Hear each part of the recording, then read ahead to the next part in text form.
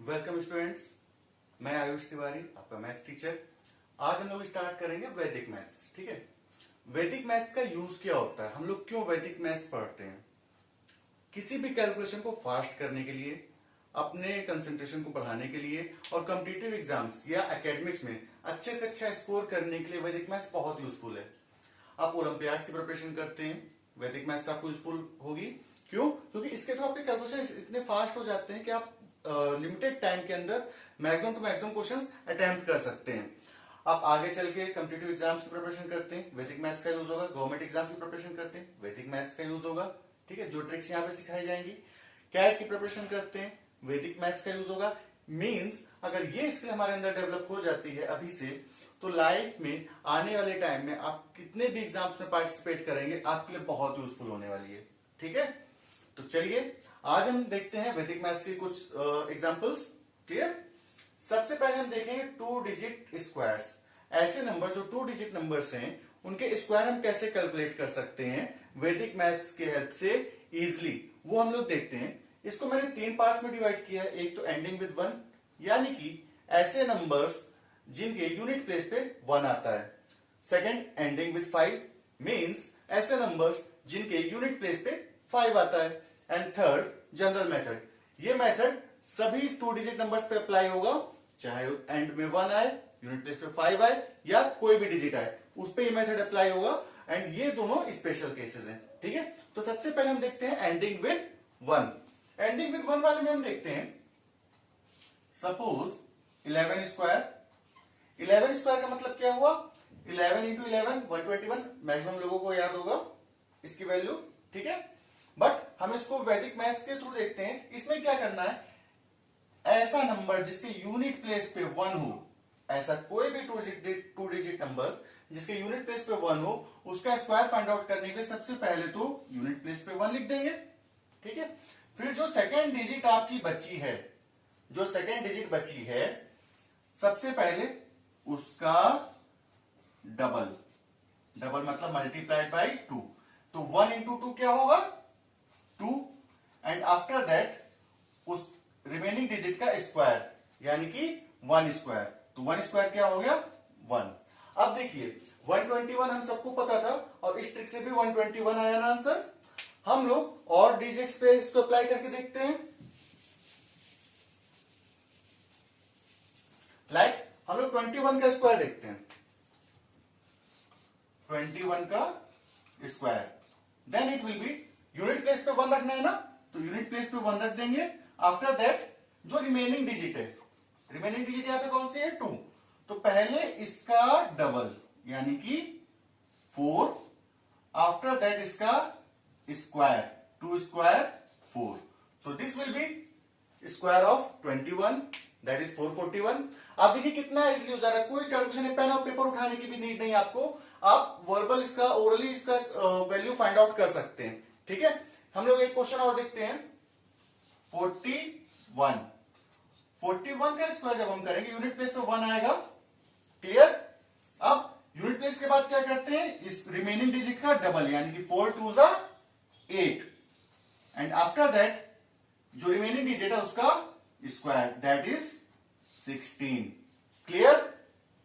Any doubt? ठीक है, तो अब यहां तक हमने देखा। हम एक एग्जांपल और देखते हैं। 51 का स्क्वायर जब कैलकुलेट करेंगे तो यूनिट प्लेस पे 1 आएगा। अब देखिए यहां पे जब रिमेनिंग डिजिट 5 है, इसका जब यहां पे डबल लिखेंगे तो 10 आएगा ना, 5 2 जा 10। बट हम 10 नहीं लिखेंगे, केवल 0 लिखेंगे और 1 कैरी जाएगा, 1 कैरी जाएगा। एंड जब 5 का स्क्वायर करेंगे, दैट विल बी 25। एंड यहां से जो कैरी गया 1 वो ऐड कर देंगे, तो क्या हो जाएगा? 26। So square will be 2601। Clear? अब देखिए एक और एग्जांपल देखते हैं इस तरह का। 61 स्क्वायर। तो 61 स्क्वायर में देखो यूनिट प्लेस पे 1 है, 1 तो सबसे पहले लिख देना है। ठीक है, रिमेनिंग डिजिट हमारी 6 बची ना, तो 6 का डबल क्या हुआ? 12। तो 12 का केवल 2 लिखेंगे और 1 कैरी गया। ठीक, आफ्टर दैट 6 का स्क्वायर 36 एंड कैरी क्या है? 1। 36 एंड 1 37। तो हमारी वैल्यू आ गई 3721। Clear?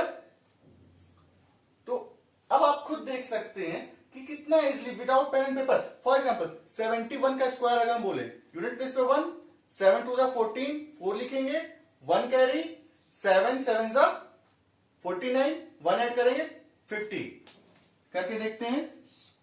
71 square is equal to 1 ऐसे लिखेंगे, 7 2 14 का 4, 1 कैरी एंड 7 स्क्वायर 49, 49 में 1 ऐड करेंगे 50, 5041। कितना इजी मेथड है ना।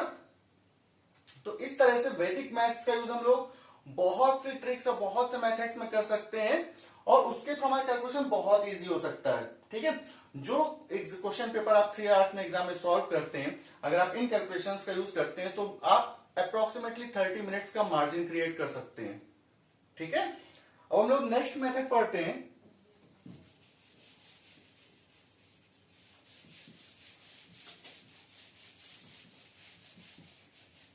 देखिए, अब हम लोग ऐसे डिजिट का स्क्वायर निकालेंगे जिसके यूनिट प्लेस पे 5 हो। एंडिंग विद 5 का मतलब है ऐसे डिजिट जिनके यूनिट प्लेस पे 5 हो, ऐसे 2 डिजिट नंबर्स।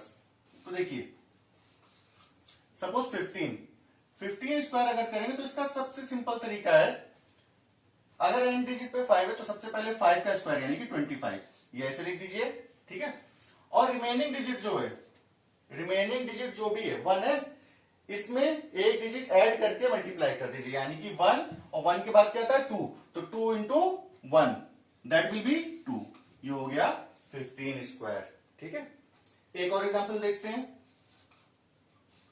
25 स्क्वायर, सबसे पहले 25 ऐसे लिख देंगे।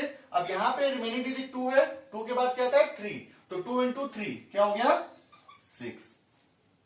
क्लियर? बहुत इजी है ना।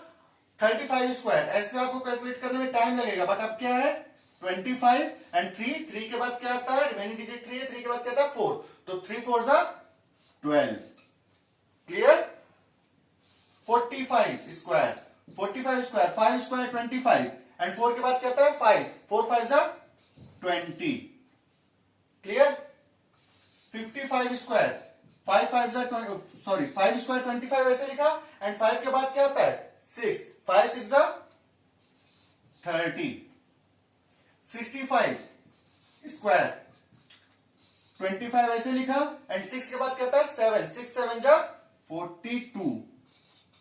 क्लियर? तो वैदिक मैथ्स के थ्रू हम लोग देख सकते हैं कितना इजी कैलकुलेशन हो रहा है, कितना इजी। अदरवाइज आप खुद सोचो 65 का स्क्वायर कैलकुलेट करने में आपको इससे ज्यादा टाइम लगता है कि नहीं लगता। 75 का स्क्वायर करके देख लीजिए। आई थिंक अब आप लोग को पेन पेपर की भी जरूरत नहीं पड़ेगी। 5 स्क्वायर 25, 7 के बाद क्या था 8, तो 7 8 56। कितना इजी हो रहा है ना। तो ये यूज है वैदिक मैथ्स का। अब हम लोग नेक्स्ट ट्रिक पढ़ते हैं, दैट इज जनरल मेथड। ये कुछ स्पेशल केसेस थे, अब हम लोग वो ट्रिक पढ़ेंगे कि 2 डिजिट नंबर्स का स्क्वायर फाइंड आउट करने के लिए जनरल मेथड जो सभी डिजिट्स पे अप्लाई होता है। ठीक है, तो फॉर एग्जाम्पल हमने यहां पे 24 स्क्वायर की वैल्यू फाइंड आउट करनी है। 24 स्क्वायर की वैल्यू फाइंड आउट करनी है। तो सबसे पहले हम क्या करेंगे, 24 स्क्वायर यहां पे दिया हुआ है, यहां पे हम 2 इंटू 4 इंटू 2, ये जो 3 डिजिट है बस इनका सिंपली मल्टीप्लाई कर लेना है। ठीक है, 2 इंटू 4 कितना हुआ 8, 8 2 16। ठीक, यहां तक समझ में आया। सिंपली इन तीनों डिजिट्स का आपस में मल्टीप्लाई करना है। आफ्टर दैट इन दोनों का स्क्वायर फाइंड आउट करेंगे हम। 4 का स्क्वायर 16, 2 का स्क्वायर 4। ठीक, इसको हम 0 4 लिख लेंगे क्योंकि स्क्वायर हमेशा यहां पे हम लोग 2 डिजिट्स में लिखेंगे। ठीक है, अब क्या करना है, ये जो हमारा मल्टीप्लीकेशन आया है इसको इसके नीचे लाना है, लेकिन राइट से एक डिजिट छोड़ के, राइट से एक डिजिट छोड़ के, मतलब 6 के नीचे हम कुछ नहीं लिखेंगे, 1 के नीचे लिखेंगे 6 एंड 4 के नीचे लिखेंगे 1। ठीक, और इन दोनों को हम ऐड कर देंगे, 6 6 1 7 एंड 4 एंड 1 5, आ गया हमारा 576, दैट इज 24 स्क्वायर। क्लियर? एक एग्जांपल और देखते हैं, तो छोटी डिजिट थी फिर भी हम लोग एक एग्जांपल और देखते हैं। 53 स्क्वायर, तो जब 53 स्क्वायर हुआ तो सबसे पहला स्टेप क्या है, इन तीनों डिजिट्स का आपस में मल्टीप्लाई करेंगे, तो क्या आएगा हमारा 5 इंटू 3 5 इंटू 3 इंटू 2। तो क्या आया 5 इंटू 3 15, 5 3 15 एंड 15 2 30, 30 आ गया हमारा। ठीक, अब क्या करें, इन दोनों का स्क्वायर, 3 का स्क्वायर 9, बट 2 डिजिट में लिखना है तो क्या लिखेंगे 09। ठीक, एंड 5 का स्क्वायर 25। क्लियर। अब क्या करेंगे, इस 30 को इसके नीचे लिखना है बट राइट से एक डिजिट छोड़ के, सो दैट विल बी 30। ठीक, अब सिंपली इनको ऐड कर देंगे, 9 0 0 0 5 3 8 and this is 2। Clear, any doubt. एक एग्जांपल और देखते हैं, 73 यहां पे करते हैं 73 स्क्वायर। तो 73 स्क्वायर में सबसे पहले तो इन तीनों डिजिट्स का आपस मल्टीप्लाई करेंगे, 7 3 21 एंड 21 2 42।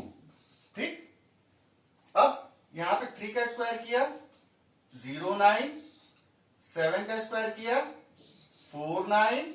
अब इस 42 को इसके नीचे लाएंगे बट राइट से एक डिजिट छोड़ के, तो यहां पे क्या हुआ 2 एंड 4।